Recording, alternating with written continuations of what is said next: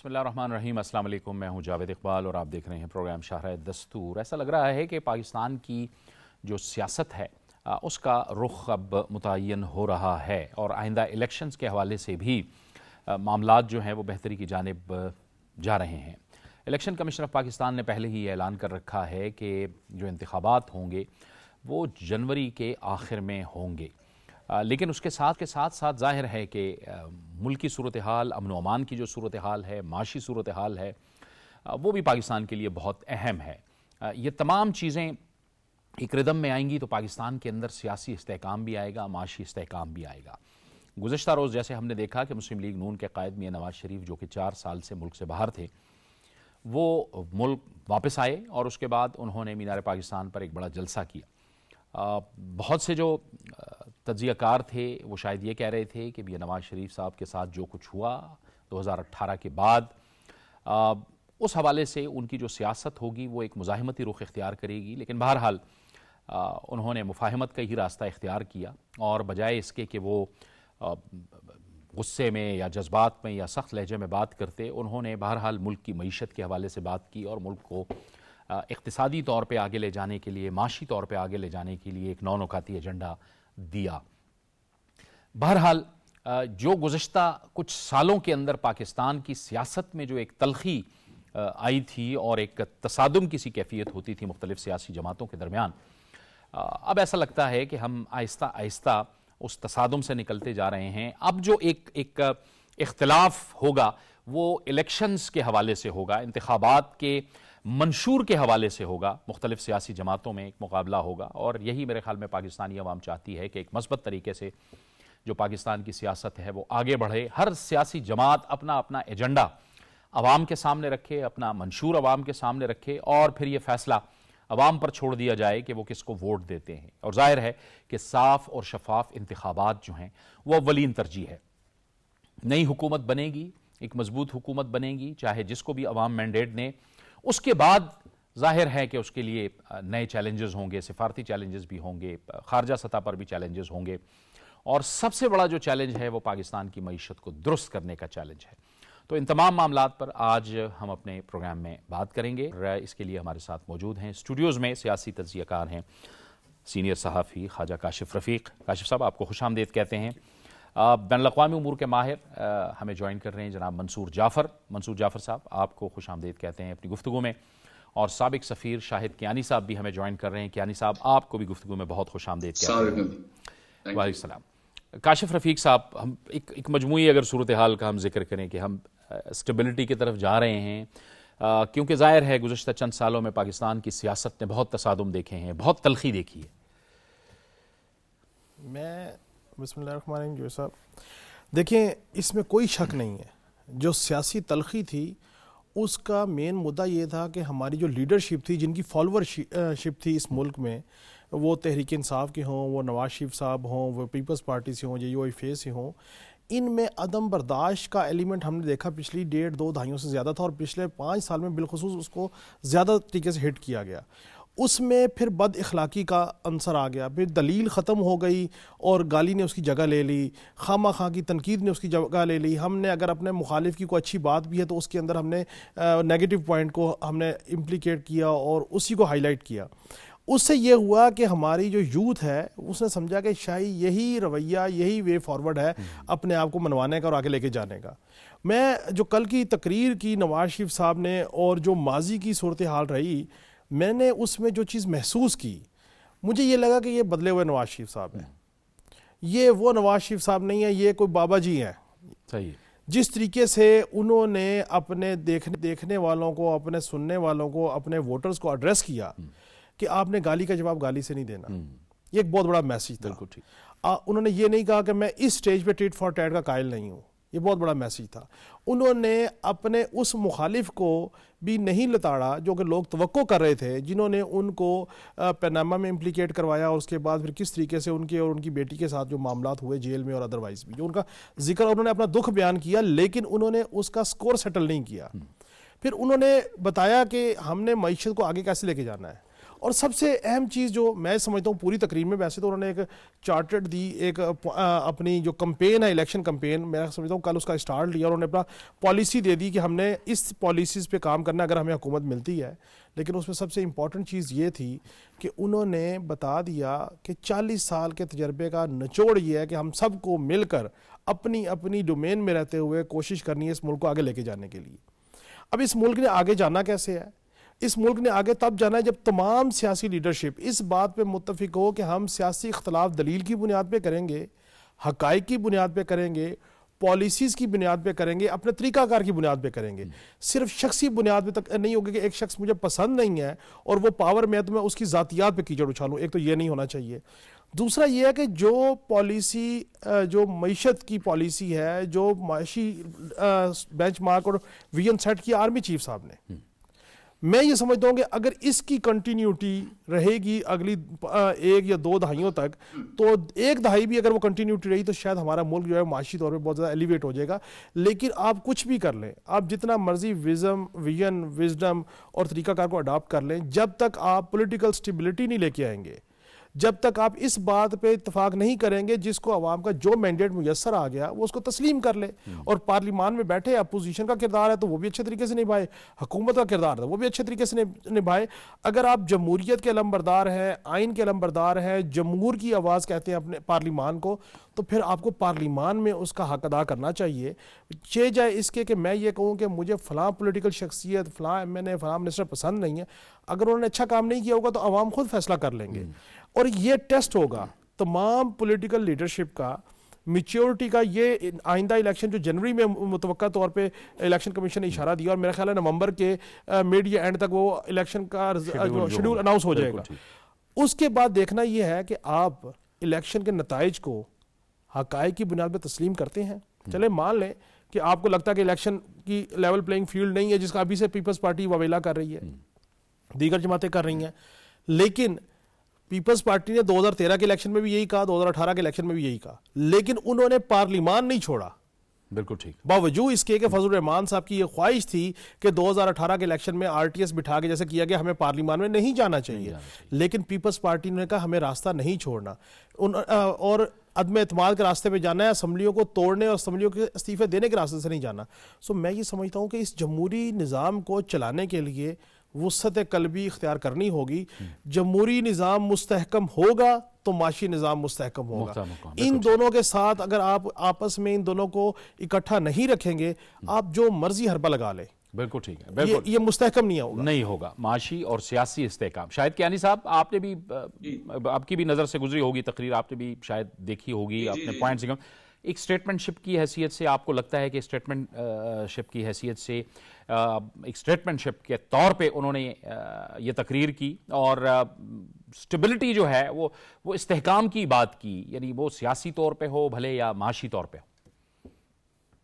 देखिए जी, मैं आपको बताऊं कि उनकी जो तकरीर थी बिल्कुल ठीक कह रहे हैं ये, उसमें रिकंसिलिएशन थी। लेकिन मैं आपको एक बताऊं कि हमारी मॉडर्न हिस्ट्री में एक ऐसा शख्स गुजरा जिसने 26 साल जेल काटी, नेल्सन मंडेला, और उसने कहा कि जब जेल से लेकर गेट तक इसके पास 3, 4, 5 मिनट थे, जिसके अंदर सोचा कि अगर मैंने रिकंसिलिएशन की बात ना की तो पूरे मुल्क में आग लग जानी है और जो इस्तेहकाम हम चाहते हैं वो नहीं होगा, सबका नुकसान होगा। उसने कहा ये मुल्क जो है रेनबो कंट्री है, हर तरह के लोग यहाँ रहते हैं। ये तारीख हमारे सामने है। एक आदमी जिसने 26 साल क्या तो मुशक्कत बड़ी बुरी तरह काटी, लेकिन एक स्टेट्समैन के तौर पर उभरा।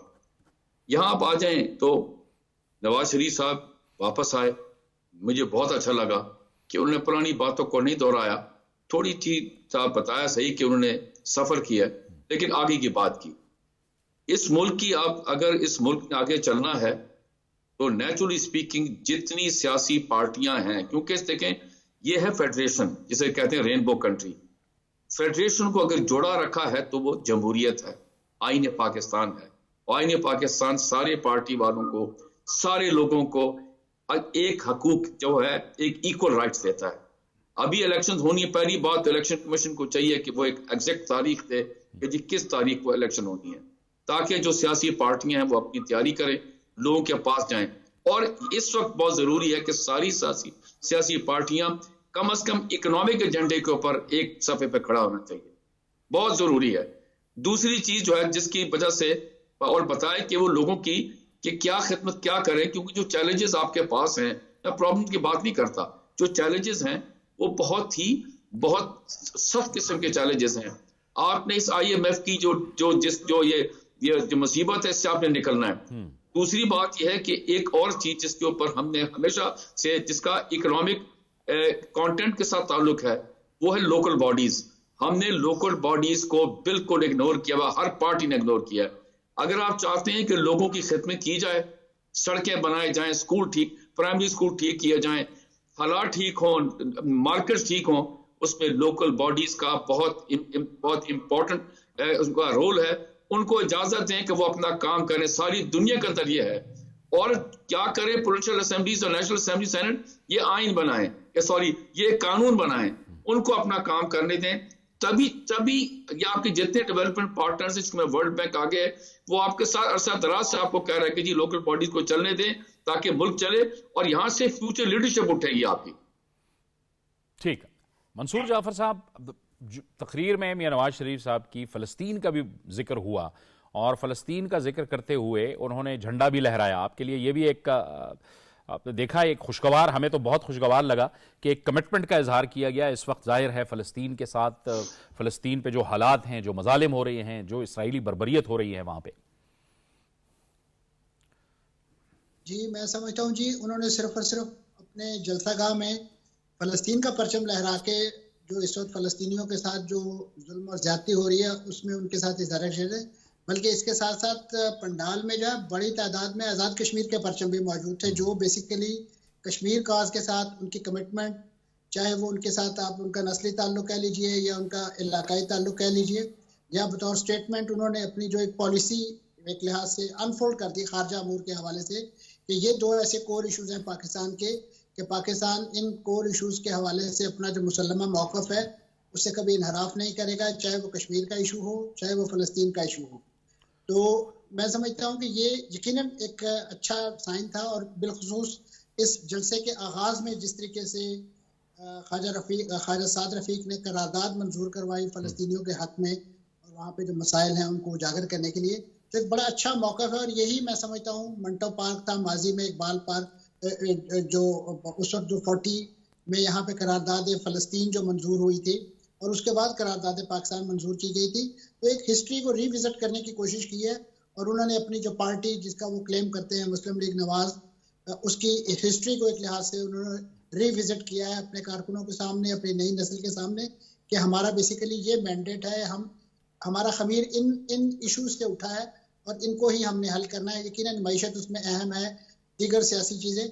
मैं समझता हूँ कि यहाँ पे बहुत ज़्यादा उनके इस यानी मुल्क आमद पर और प्लस उनके इस तकरीर के हवाले से जो बहुत ज़्यादा रेफरेंस दिया जा रहा है वो नेल्सन मंडेला का किया जा रहा है कि वो भी बहुत क़यादतमंद की सऊदी बर्दाश्त करके जब 26-27 साल बाद जेल से रिहा हुए तो उन्होंने वो पूरे उससे जो प्रोसेस है उससे इंतकाम लेने के बजाय, यानी उन लोगों से इंतकाम लेने के बजाय उन्होंने रिकन्सिलिएशन का रास्ता अख्तियार किया। लेकिन उसके साथ एक और चीज़ उन्होंने ऐड की अपनी पॉलिसी में, रिकन्सिलिएशन एंड ट्रुथ, कि हमसे जो गलतियां हुई हैं माजी में, बिल्कुल ठीक, चाहे वो उनकी पार्टी हो या उनके मुखालफिन हो, वो बैठकर इन सारी चीज़ों को असर्टन करें कि कहाँ किसमें खामी थी। अब ये नवाज शरीफ साहब को देखना होगा कि आया माजी में जिस अंदाज से वो जो उनसे शिकायत रही है उनके सियासी हरीफों को भी और उनके मुखालफिन को भी कि वो पार्लियामेंट में वक्त नहीं दिया करते थे, और ये अमूमी रवैया है हमारे। इससे पहले जो वज़ीर आज़म जो 4 साल तक यहाँ पे जिसे कहना चाहिए एक बहुत ही खौफनाक कल्चर मुतारफ करवा के गए हैं, वो भी पार्लियामेंट में आना जो है वो अपनी तौहीन समझते थे। और किसी भी सियासतदान जो है उसका जो मैं समझता हूँ मेन पॉलिसी जो उसका स्फीयर ऑफ एक्टिविटी है, जहाँ पे उसने अपनी पॉलिटिक्स करनी है, पॉलिसियाँ बनानी है, कानून बनाने हैं, वो उनका जो है पार्लियामेंट है।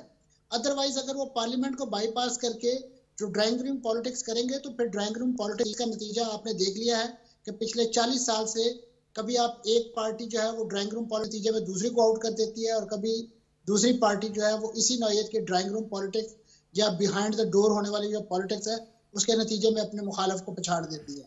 अब अगर पाकिस्तान को आपने आगे लेके चलना है, और मैं समझता हूँ उसकी शुरुआत जो पिछले 16 माह एक पीडीएम की हुकूमत यहाँ पे अबूरी तौर पे रही है, उन्होंने मैं समझता हूँ एक जो रिकंसिलिएशन ट्रुथ की बात कर रहा हूँ, बहुत हद तक उसमें शामिल जमातों ने इन सारी चीज़ों से सबक सीखा। और यही वजह है कि उन्हें ये एहसास हुआ कि माजी में जिस अंदाज से जरदारी साहब ने जो है नवाज शरीफ साहब की सेनेट के अंदर अक्सरियत खात्मे या चेयरमैन इलेक्शन के हवाले से जो जोड़ तोड़ का कोई साथ दिया, उसका नतीजा क्या हुआ।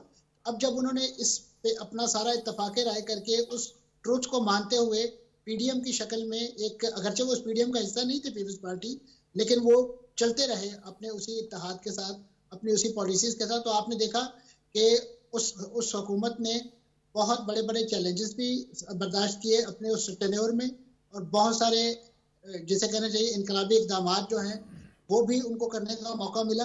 और अब जब एक इलेक्शन के हवाले से जो राह हमवार हुई है या जो एक राह सुझाई दे रही है, ये भी बुनियादी तौर पे उनकी उस, मैं समझूंगा कि कुर्बानियों का ही नतीजा है। अदरवाइज अगर वही 4 साल का एक्सटेंशन पीरियड जो है वो आगे तक आता तो पता नहीं मुल्क जो है, यानी जिस अंदाज से सोशल मीडिया को एक गालम गलोच का फोरम बना दिया गया था, वो फोरम के जो लोगों को आपस में बाहमी यगानगत एक दूसरे से राब्ते और उसका फोरम था, वहां पे सिर्फ और सिर्फ मुखालफिन की सियासी मीम्स, उनका ठट्ठा मजाक, यानी उनको बिलो द बेल्ट जो है, even some time abusive language जो है, वो एक नौजवान नस्ल या एक ऐसा ब्रिगेड तैयार कर दिया गया था जिसने पाकिस्तान को बहुत बुरे तरीके से नुकसान पहुंचाया। और यही वो बयानिया था कि जिसने फिर 9 मई की शक्ल में मुल्क को ऐसे बहरान से दो-चार किया कि आज भी उसकी बाज़गश जो है वो बाज़-औक़ात हमें जब सुनाई देती है तो रोंगटे खड़े हो जाते हैं कि पाकिस्तान जैसा मुल्क जो है वहाँ की जो ठीक है। देखिए, ये काशिफ साहब, सियासी जमातों ने सीखा है। अब वो जो जिस तजर्बे की बात कर रहे हैं, पीडीएम की तरफ इशारा कर रहे हैं कि एक कलेक्टिव विजडम की हुकूमत तो थी, बहरहाल जो भी फैसले हुए। अब जाहिर है कि तमाम सियासी जमातों को इलेक्शन की तरफ जाना है, मुखालिफत भी करनी है, उन्होंने अपना अपना एजेंडा भी पेश करना है। लेकिन आपको लगता है कि सियासी जमातों ने ये जो 4-5 साल में जो तजर्बात हुए उनसे भी सीखा है, और मुल्क जो है वो अब गैर मामूली तरीके से ही काम करना होगा तो मईशत बेहतर होगी और चलेगा, रिवायती तरीक़ों से ही नहीं चलेगा। देखिए जवेद साहब, एक तो बसद एहतराम मैं अपने अहबाब से इख्तलाफ करते हुए नेल्सन मंडेला साहब की मिसाल को नवाज शरीफ साहब की वापसी के तकरीर के साथ जोड़ना, मैं समझता हूँ ये नेल्सन मंडेला साहब का अनजस्टिफिकेशन है। उन्होंने 25 साल या 26 साल या 24 साल कैद काटी है, वो बाहर नहीं गए थे इलाज के लिए या किसी और बात के लिए। जो बात आप कह रहे हैं, देखिए पीडीएम की कलेक्टिव विजडम थी तो इन तमाम पार्टीज़ ने यकसू होकर एक फ़ैसला किया कि मरदमशुमारी के जो नताइज हैं उनको नशर किया जाए, शाया किया जाए, और उसकी बुनियाद पे नई हल्का बंदियाँ होनी है और उसके बाद भी इलेक्शन होने हैं। उस कलेक्टिव डिसीजन ने ये राह हमवार की कि आइन के मुताबिक 90 दिन के अंदर इलेक्शन नहीं हो पाए। इलेक्शन 90 दिन से आगे चले गए। जनवरी में इलेक्शन हो, फरवरी में हो, वो 90 दिन नहीं है, वो 90 दिन से ज़्यादा की म्याद है। पंजाब में भी इलेक्शन 90 दिन क्रॉस कर चुके, खैबर पख्तूनख्वा में भी। आइन आपका 90 दिन के अंदर इलेक्शन का डिमांड करता है जब आपने असम्बलियाँ तोड़ी। अब अजीब बात यह है कि जब आपने कलेक्टिव विजडम के साथ एक डिसीजन किया तो आपको कम अज़ कम इस मामले के ऊपर कलेक्टिवली रिस्पॉन्सिबिलिटी लेनी चाहिए कि आपने इन तनाजुर में, इन हालात में, इन मामलात में यह डिसीजन किया, और इसलिए इलेक्शन 90 दिन में नहीं हो रहे, जनवरी में भी हो रहे हैं, तो कोई अचंभे की बात नहीं है। लेकिन हम ये देखते हैं कि आपने कलेक्टिवली डिसीजन किया मरदमशुमारी के हवाले से, उसकी बुनियाद पे इलेक्शन कमीशन ने अपना काम शुरू किया और इलेक्शन 90 दिन क्रॉस कर गए और 90 दिन से बियॉन्ड चले गए इलेक्शन। और अब पीपल्स पार्टी जो मेन इत्तेहादी है वो सारे का सारा मुर्द इल्ज़ाम ठहरा रही है नून लीग को। वो सिर्फ ये इलेक्शन का मुर्द इल्ज़ाम नहीं ठहरा रही जी, वो लेवल प्लेइंग फील्ड ना होने का भी मुर्द इल्ज़ाम ठहरा रही है। अब आप मुझे बताइए कि मेन पार्टी है, 3 टर्न्योर से वो सिंध में हुकूमत कर रहे हैं और आज वो तमाम का तमाम मुद्दा नून लीग की तरफ डाल रहे हैं, तो ये भी ज्यादती है। अगर मैं जो सियासी मेच्योरिटी की बात कर रहा था आपसे पहले, वो सियासी मेच्योरिटी ये है कि आपने एक फैसला किया, सियासतदान से फैसले गलत भी होते हैं, सही भी होते हैं, लेकिन फिर आप इतना हौसला कीजिए कि आप लोगों के सामने आए और कहें कि हमसे ये फैसला गलत हो गया, या ये फैसला जो हमने लिया उसके सर्कमस्टांसेस ये थे जो कि हमें एनालिसिस गलत हुआ। अब जब आप वहाँ पे फैसला ले लेते हैं, फिर इलेक्शन का बगल बजता है, फिर आप आवाम में जाते हैं तो आप कहते हैं जो कर गए वो नून लीग वाले कर गए, हम तो जौन सा उनके इत्तेहादी थे, हमने तो इसके साथ इस मामले को हमने अपोज किया। ये जो रवैया है ये जमहूर से आपकी दूरी का बाइस बनेगा, नजदीकी का बाइस नहीं बनेगा। हकाइक के मनाफी है ना, हकाइक के आप मनाफी। उस फैसले में शामिल थे और उसके बाद आप कह रहे हैं कि नहीं जी, सर ये तो सारा उनका कसूर है। आपका वजीर आला सिंध जो है वो उस फैसले में मौजूद है, बिल्कुल। और आपने उस वक्त ये कलेक्टिवली डिसीजन किया, तो फिर आपको जिम्मेदारी लेनी चाहिए बड़े तरीके से, बोल्ड तरीके से। दूसरी बात ये है कि अब इशू ये है कि इलेक्शन होगा, इलेक्शन के बाद हुकूमत किसकी बनेगी किसकी नहीं बनेगी, वो राइट है आवाम का, और राइट है आप उसके लिए काम करें, लेकिन आप गिलो शिकवों से, झूठी इल्ज़ाम तराशी से बचना चाहिए। देखिए अभी हम जो बात कर रहे हैं कि एक सियासी जमात ने गलत रुख इख्तियार किया, उन्होंने गालम गलोच जो है उसको फ़रोग दिया, झूठी तनकीद को फ़रोग दिया, किरदार कुशी को फ़रोग दिया, हम उसको कंडेम्ड कर रहे हैं, और इसीलिए वो आज अपना नताइज भुगत रहे हैं, जिसके मामले में 9 मई का सान्या हुआ।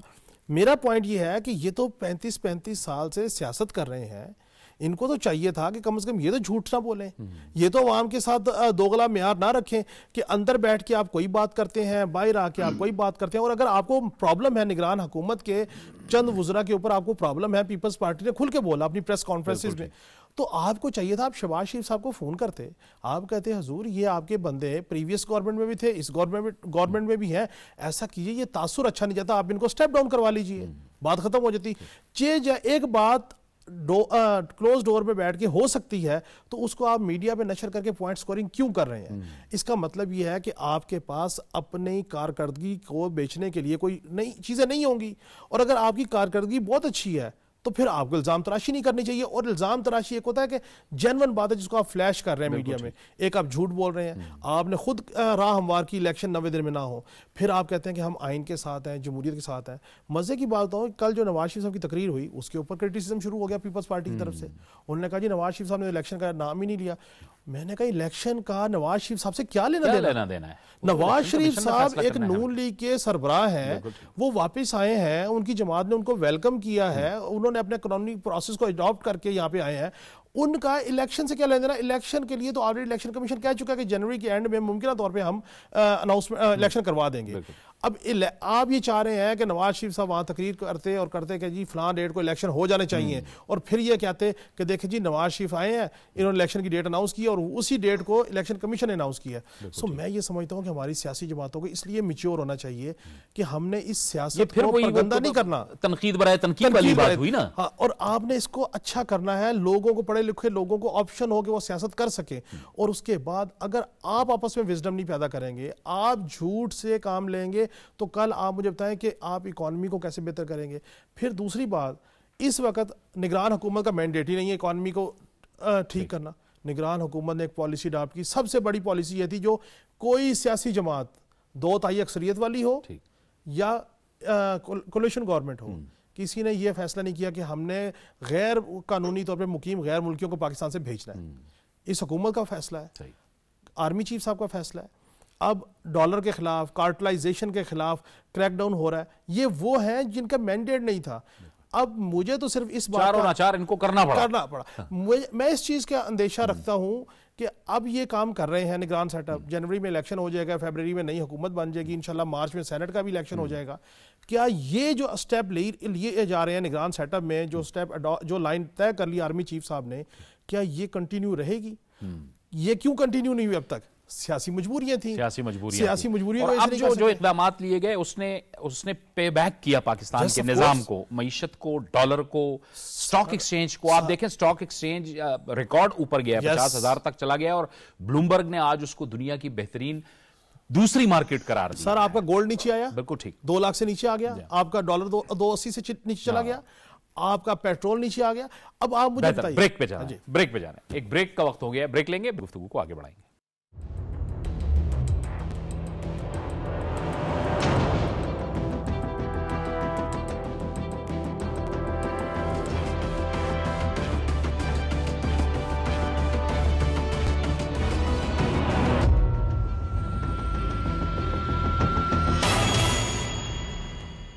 प्रोग्राम में नाज़रीन एक बार फिर आपको खुशामदीद कहते हैं और गुफ्तगू को आगे बढ़ाते हैं। शाहिद कियानी साहब आपकी तरफ आऊँगा। अभी तो जाहिर है ये इलेक्शन होने हैं, हमें हर सूरत में सियासी इस्तेहकाम लाना है, माशी इस्तेहकाम की बात हो रही है, मईशत पर बहुत बड़े फैसले लेने की ज़रूरत है ताकि बेहतरी हो, क्योंकि अब जाहिर है कि हमारे इर्द गिर्द जो हालात हैं, जैसे मिडिल ईस्ट के अंदर जो हालात तेज़ी से बदल रहे हैं, बहुत से खारजा चैलेंजेस भी होंगे, सिफारती तौर पे भी बहुत से चैलेंजेस होंगे, और उसमें जाहिर है पाकिस्तान को भी फिर अपना किरदार अदा करना होगा।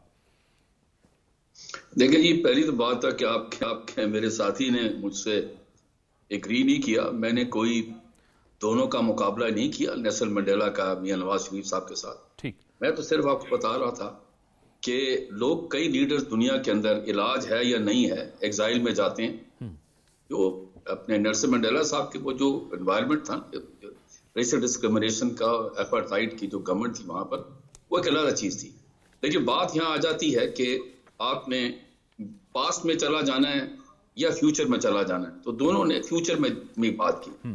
अब आ जाएं कि पाकिस्तान की चैलेंजेस का देखें कि आपको कई सालों से, कई 2-3 सालों से हम अब जियो इकोनॉमिक्स की तरफ आ रहे हैं कि जी पाकिस्तान के अंदर माशी जो है, इकोनॉमिक जो कंडीशंस हैं, इसको बेहतर किया जाए, क्योंकि आपकी इतनी जो बड़ी जो आबादी है, जिसके लिए ना उनकी कुछ स्किल्स हैं, ना कुछ ट्रेनिंग है, कुछ है।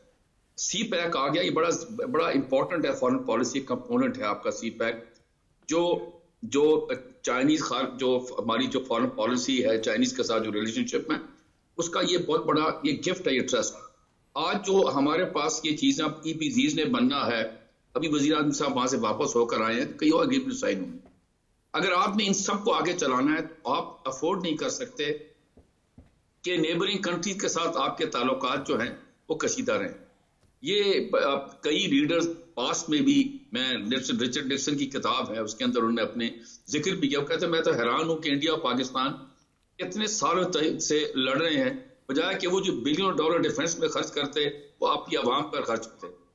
ये बहुत सारी चीजें हैं। आप चीन को देख लें कि उसने काफी अरसे से रूस के साथ अपनी जो बॉर्डर के डिस्प्यूट थे उसको पीछे रखा। ये अभी जो लद्दाख के साथ मसले मसाइल हुए तो वो कंटेन कर दिए गए, जो क्रैश थी कंटेन किया। क्या रीजन थी?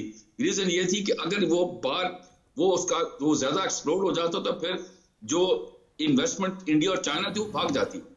तो आपकी बड़े सबसे ज्यादा जरूरी है, खारिजा पॉलिसी कॉन्टेक्स्ट में बात कर रहा हूं, कि आपके साथ जो कशीदा ताल्लुकात हैं अफगानिस्तान के साथ, ये बेहतर किए जाएं। उसके सबसे इंपॉर्टेंट चीज है कि जो देखें, चीन ने अपना सफीर वहां भेज दिया। आप भी जो आपका इस वक्त जो आपका एम्बेसडर है वो CDA लेवल पर है, उसका लेवल रेज करें ताकि वो हाईएस्ट लेवल तक अपनी आपका मैसेज पहुंचाया जाए। देखें ना, सियासी और जो फौजी क़यादत है वो एक पेज पर है, और वो उन्होंने अफगानिस्तान को समझा दिया बार बार कि जी आपके इलाके से लोग आते हैं, हमारे फौजी जवानों और अफसरों को मारते हैं, अवाम को मारते हैं। हिंदुस्तान के साथ जो कशीदा हालात हैं वो भी जरूरी है कि ये छोड़ दें किसका कसूर है या नहीं है। बात यह है कि ये जियोपॉलिटिकल लोकेशन है, ये नेबरहुड है, आप कहीं जा नहीं सकते।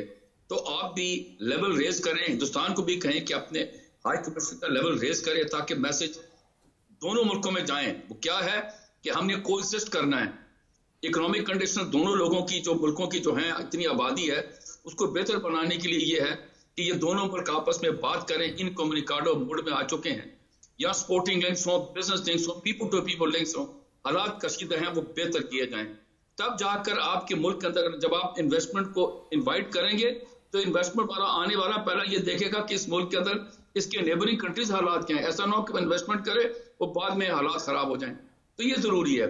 ईरान के साथ वो गैस पाइपलाइन का जो मसला आपका, इसको रिजॉल्व करना बहुत जरूरी है। और मैं बताऊंगा आपको, अमेरिका यूनाइटेड स्टेट्स के साथ लीडरशिप लेवल के ऊपर आपकी बातचीत होनी चाहिए, बिहाइंड द सीन होनी चाहिए, को समझाना चाहिए कि देखें हमारे गैस के ये एनर्जी के सीरियस इश्यूज हैं, हमने ये यहाँ पाइपलाइन यहाँ तक ले आए हैं, मेहरबानी करके हमें भी आप इजाजत दें। इंडिया को इजाजत दी है कि नहीं? रूस के साथ उन्होंने क्या क्या चीजें की हुई हैं, हालांकि के सैंक्शन लगे हुए हैं।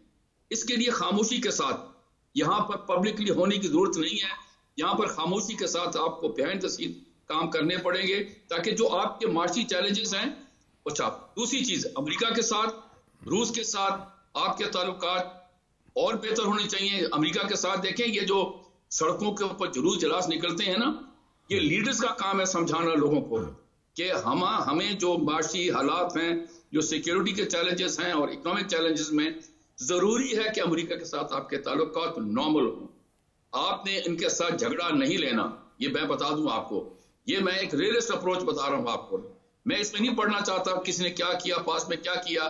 बेहतरी ये है उनका आपके इंटरनेशनल फाइनेंशियल इंस्टीट्यूशन के अंदर उनका बहुत इन्फ्लुएंस है, रीजन में उनका इन्फ्लुएंस है। उनके साथ बना के रखें, आप मुल्क को आगे चलने दें, ताकि इलेक्शन जब हो रही हैं तो आपकी जो नई जो हुकूमत जो भी आएगी XYZ जिसकी भी होगी, उसको चाहिए कि एक एजेंडा बनाएं मुल्क के हालात बेहतर करने को। उसमें पहले रीजनल अप्रोच बेहतर हो, फिर ग्लोबल अप्रोच बेहतर हो, तभी मुल्क के हालात ये बेहतर होंगे। और इसमें सबसे इंपॉर्टेंट काम लीडर्स का है। लीडर्स आगे लेके चलें, लीडर लोगों को बताएं कि क्या आगे क्या करना है।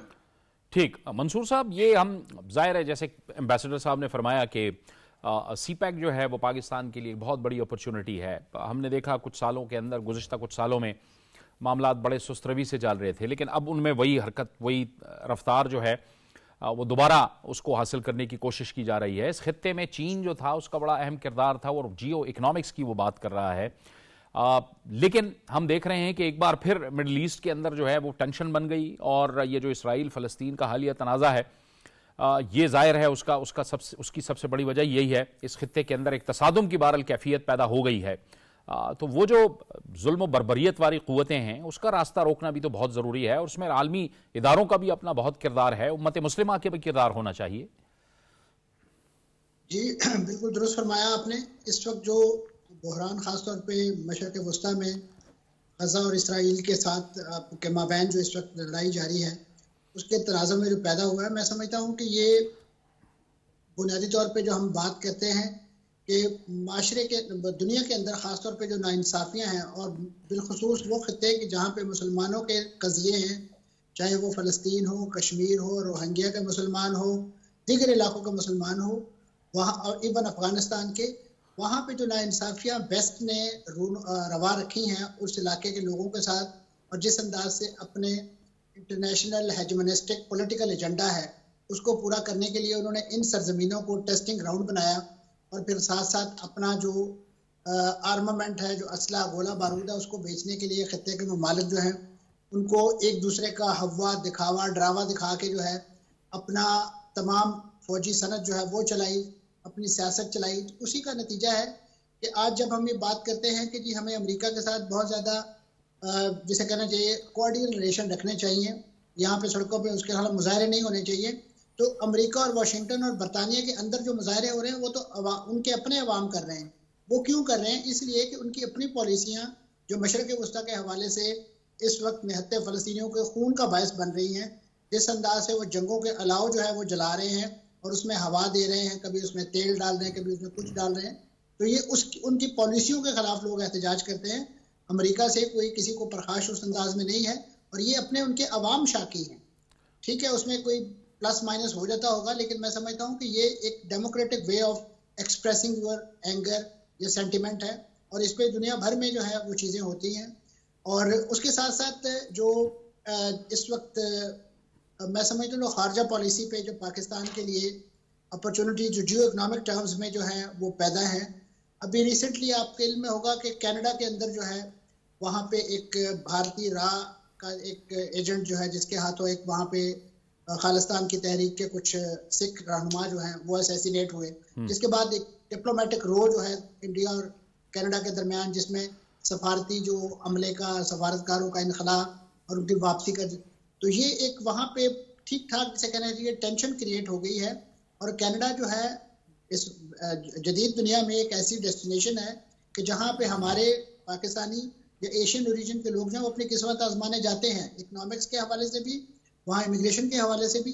तो ये एक ऐसा मौका है कि इस वक्त वहाँ कनाडा की जो हुकूमत है उसके साथ कम से कम ऐसा डिप्लोमेटिक या इस नौयत का चैनल जो है वो ओपन किया जाए। इसी तरीके से जिस तरीके से यहाँ जो अभी यानी इंडिया ने जिस अंदाज से बड़ा इनिशिएटिव लिया है, रूस से वो तेल खरीद रहा है, अगरचे हम खरीद रहे हैं, लेकिन ये जो ईरान पाकिस्तान गैस पाइपलाइन है ये एक अरसे से मुअत्तल मंसूबा है, और ये पाकिस्तान की तवानाई की ज़रूरतों के हवाले से ये एक गेम चेंजर है। बिल्कुल उसी तरीके से जिस तरीके से हम CPEC के हवाले से बहुत ज़्यादा पुरुमीद हैं, और अभी CPEC की जो 10वीं सालगिरह है उसके मौके पे वज़ीर-ए-आज़म साहब का चीन तशरीफ ले जाना और वहाँ पे उनका जो रोड बेल्ट इनिशिएटिव है उसके तीसरे फोरम में उन्होंने तकरीबन 140 मुल्कों के नुमाइंदों के साथ जो है वहाँ शिरकत की और पाकिस्तान का मौक़िफ़ खासतौर पे इस CPEC प्रोजेक्ट के हवाले से बड़ा उन्होंने फोर्सफुली जो है वो प्लीड किया है।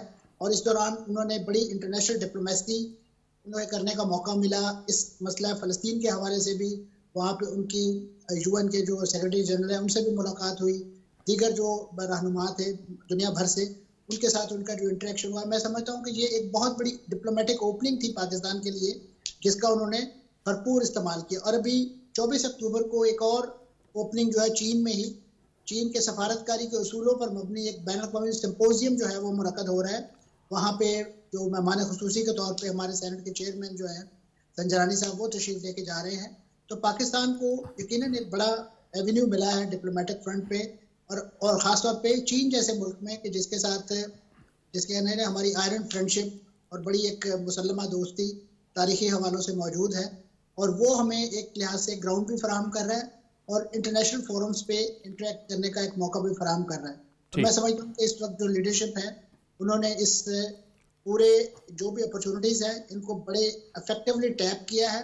अब इसको चैनलाइज करने की ज़रूरत है और मैं समझता हूँ जो आने वाला जो भी हमारा एक इंतखाबी सेटअप के बाद इस इंतखाबी अमल के बाद सेटअप बनता है उन्हें इन तमाम पॉलिसियों को जो है वो इंडोर्स करने के साथ साथ इन्हें आगे लेके चलने की ज़रूरत है ताकि एक कंटिन्यूटी ऑफ प्रोसेस जो है वो महसूस हो और ख़ासतौर पे जिन इंटरनेशनल ऑब्लिगेशंस के हम यानी बोझ तले हैं, ये जो हमारी ऑब्लिगेशंस बनती हैं वो हम आगे लेके चल सके ताकि इंटरनेशनल जो कम्युनिटी ऑफ नेशंस है उसमें हमारा एक वकार, हमारा जो एक मकाम जो है वो बरकरार रहे और उसकी रोशनी में वो हमसे बिल्कुल बराबरी की बुनियाद पे बात करे, ना कि हमें एक निक्कू समझ के या एक कर्जा लेने वाला या बिल्कुल इस अंदाज से कि ये कोई कासालेस मुल्क है। तो हमें एक बेहतरीन जिसे कहना चाहिए स्ट्रॉन्ग न्यूक्लियर आर्म स्टेट के तौर पे जो है अपनी मईशत को भी यकीनन मजबूत बनाना है और उसके लिए अभी जो भी लीडरशिप बैरूनी मुल्क से आई है, नवाज शरीफ साहब की सूरत में हो या अदरवाइज जो हमारे मुल्क में ऑलरेडी मौजूद पॉलिटिकल स्पेक्ट्रम के लोग हैं, उन तमाम के नज़दीक यकीनन इस वक्त मईशत की बहाली ही सबसे बड़ा चैलेंज है।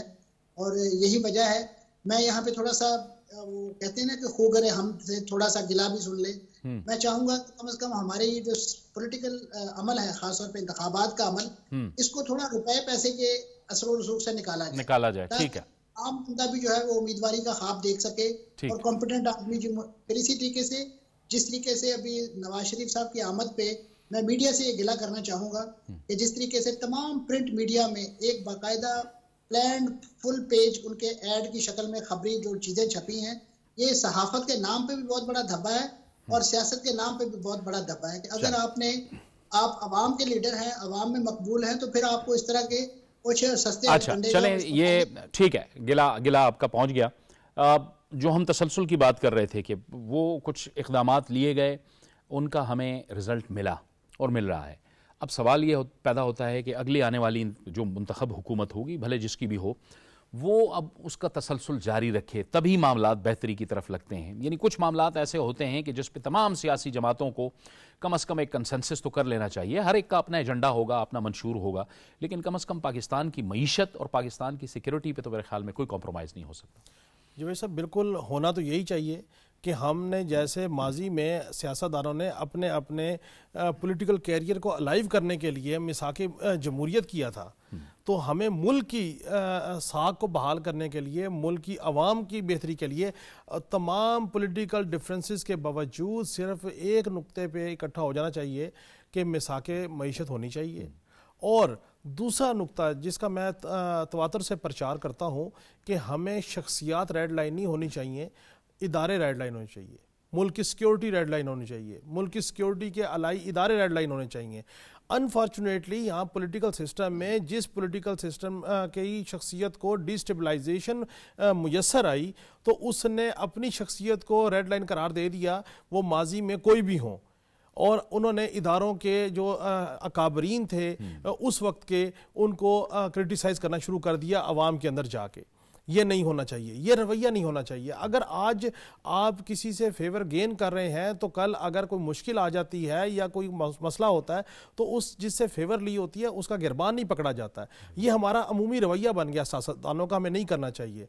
दूसरी बात यह है कि अगर जब मैं बात करता हूँ मिसाके मईशत की, तो मैं ये समझता हूँ कि जिस तरह कश्मीर पाकिस्तान की शहरग है पानी की वजह से, उसकी स्ट्रेटेजिक पोजीशन की वजह से, मैं समझता हूं कि सी पैक को मईशत की शहरग कहना चाहिए। हमें इसका प्रचार करना चाहिए, हमें अपने अवाम को एजुकेट करना चाहिए और इस बात के ऊपर इकट्ठा करना चाहिए कि इस माशी शहरग को बचाने के लिए हर शहरी, हर मकतबा फ़िक्र, वो इदारों में हो, वो सहाफ़त में हो, वो सियासत में हो, वो पार्लिमान में हो, उसको इस 3 नुक्ते के ऊपर नुकात के ऊपर इकट्ठा होना चाहिए कि सी पैक माशी शहरग है, इसको कंप्लीट होना चाहिए, हमारी मिसाके मईशत होना चाहिए और इदारों की सेंटिटी को जो बहरहाल मुकदम होना चाहिए।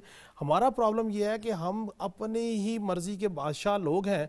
अगर हमारी मनपसंद शख्सियत को इक़्तिदार मुयस्सर नहीं आता तो उसका ज़िम्मेदार हम इदारों के अकाबरीन से लेके और सहाफ़त के अकाबरीन को रगड़ना शुरू कर देते हैं। और अगर हमारी मनपसंद शख्सियत इक़्तिदार में आ जाती है तो हम उसके लिए इतने अच्छाइयाँ बयान करना शुरू करते हैं कि शायद उसको भी इल्म ना हो कि मेरे अंदर इतनी अच्छाइयाँ। सो मेरा मसला यह है कि हमारी सियासत मिच्योर, देखे ना 40 साल के तजर्बे के बाद नवाज शरीफ साहब को लगा कि मज़ाहमत नहीं होनी चाहिए, मुफाहमत होनी चाहिए तो ही मुल्क आगे चलेगा। ये बात तो पिछले 15 साल से जरदारी साहब भी कर रहे हैं। हम तो उन्हें मुफाहमत का बादशाह कहते हैं। तो इसका मतलब यह है कि जरदारी साहब 15 साल पहले ये बात समझ गए थे। जो शख्सियात, सियासी शख्सियात जैसे चेयरमैन तहरीक इंसाफ हैं, हट दरमी पे थे, उन्होंने नई डेमोक्रेसी में डायलॉग को फ़रोग दिया। हो सकता है बाहर जब भी वो बाहर आए उसके बाद उनका भी यही हो कि नहीं मज़ाहमत नहीं होनी चाहिए, मुफाहमत होनी चाहिए। मैं कहता हूँ कि आप डायलॉग कीजिए, लेकिन डायलॉग इस बुनियाद पे मुकालबा होना चाहिए। बिल्कुल कियानी साहब, ये जाहिर है जिस तरह हमारे फॉरेन पॉलिसी के अंदर मकबूजा कश्मीर के हवाले से, फ़लस्तीन के हवाले से हमारा एक मजबूत मौक़िफ़ है, बिल्कुल ऐसा ही हमें अब जाहिर है अपनी सियासत को भी, अपनी मईशत को, खुसूसन मईशत को भी हमें अपनी एक रेड लाइन बनाना होगा। और इस मईशत के अंदर जो भी आए, यानी सी पैक जैसे प्रोजेक्ट आए, ये भी एक, इस पर भी हमें एक मजबूत मौक़िफ़ रखना होगा। देखिए, मैं पहले थोड़ी क्लैरिफाई कर दूं, मेरी बात को समझ सके। मैंने जुलूस की बात की है, ये जो जहां तक हमास की बात है, इस पे तो हर आदमी, हर शख्स सड़क पे खड़ा है, मैं खुद खड़ा हूं, हम करें, इसकी बात नहीं की। मैं वैसे कहा है कि हर थोड़े 4-5वें दिन जुलूस सड़कों पे आ जाते हैं बगैर तनकीद के, इसकी बात कर रहा हूं। ठीक है। दूसरी बात आपने की है कि ये जो बात है ना सी पैक, ये है, आपको बता दूं, ये आपको गिफ्ट है।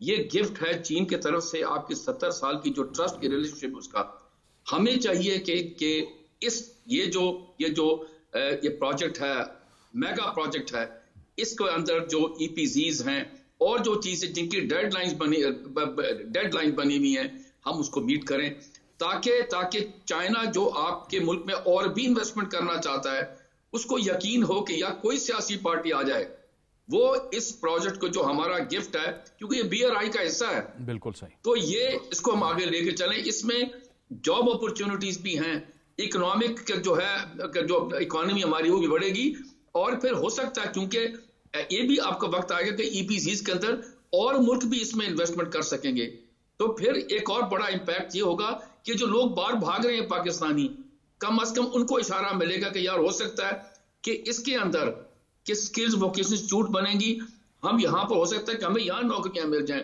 बेहतर नौकरियां मिल जाएं, बजाय बाहर भागने के। ये भी बड़ी जरूरी चीजें हैं। तो अगली जो हुकूमतें आने वाली हैं, इन सबको इस इशू के ऊपर, इकोनॉमी के ऊपर, specially on the issue of CPEC and investment policies के ऊपर एक सफे पे खड़ा होना चाहिए। अब वक्त एक दूसरे की लड़ाई और झगड़े का नहीं। बहुत बहुत शुक्रिया, बहुत बहुत शुक्रिया। बड़ी अहम बात आपने की कि अब वक्त लड़ाई का नहीं है, बल्कि सबको एक सफ़े पर, कम से कम पाकिस्तान की जो मईशत है इस हवाले से एक सफ़े पर आना होगा। बहुत बहुत शुक्रिया शाहिद कियानी साहब, मंसूर जाफ़र साहब और ख्वाजा काशिफ रफ़ीक साहब, आपका बहुत बहुत शुक्रिया। अब जाहिर है इस वक्त जो पाकिस्तान की मईशत के लिए जो इक़्तिदारी हैं, उसके कुछ बेहतर नताइज सामने आए हैं। जो हालिया क्रैक डाउन हुए हैं डॉलर के हवाले से, स्मगलिंग के हवाले से, उसमें हम देख रहे हैं कि एक तो रुपया तगड़ा हुआ, और फिर उसके साथ साथ हम देख रहे हैं कि वो जो मार्केट पे जो एक एतबार होता है सरमायाकारों का, वो भी बेहतर हुआ है। यानी पाकिस्तानी स्टॉक मार्केट ने अच्छा परफॉर्म किया, और अब ब्लूमबर्ग जैसे इदारे ने पाकिस्तानी स्टॉक मार्केट को दुनिया की दूसरी बेहतरीन मार्केट करार दिया। इससे पहले ब्लूमबर्ग ने पाकिस्तान की जो करेंसी है इसको दुनिया की बेहतरीन परफॉर्म करने वाली करेंसी भी करार दिया था, क्योंकि उस डॉलर के मुकाबले में इसने गेन किया था।